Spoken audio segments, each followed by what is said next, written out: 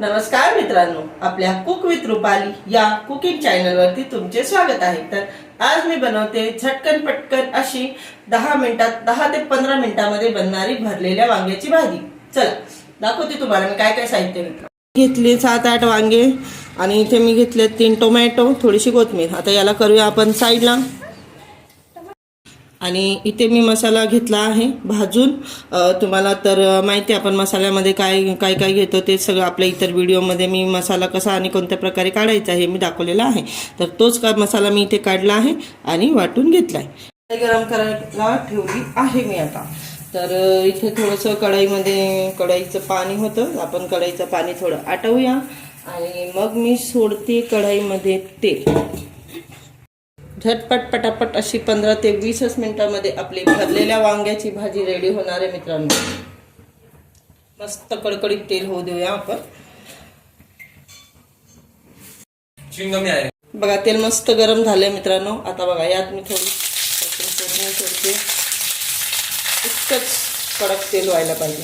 आणि आता यात मी जिरे सोडते।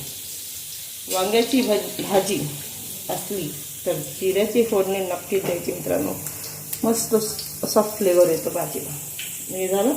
आता इथे बघा हे आपले रेग्युलरचे मसाले, आपली लाल मिरची पावडर, आपला गरम मसाला, धने पावडर, हळद। या व्यतिरिक्त वेगळं असं काय आपण टाकतो काहीच नाही। तर चला पटकन टाकूया।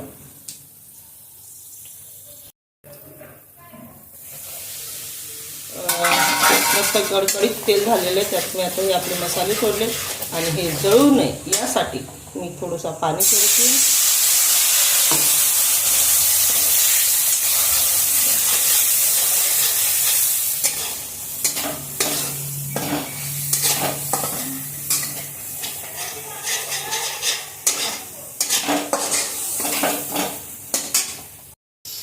चला इथे आपण आता हा वाटून घेतलेला मसाला सोडत आहोत कढईमध्ये।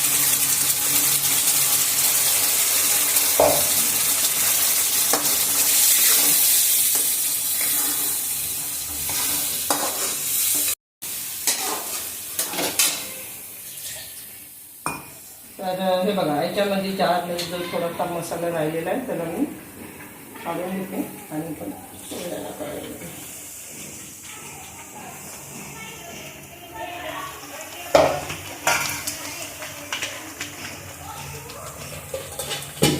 हा मसाला थोडा वेळ आता मी शिजू देते मित्रांनो। थोडंसं मीठ घालते आणि याला थोडंसं मी शिजू देणार आहे। तर टोमॅटो माझे टाकायचे राहिले होते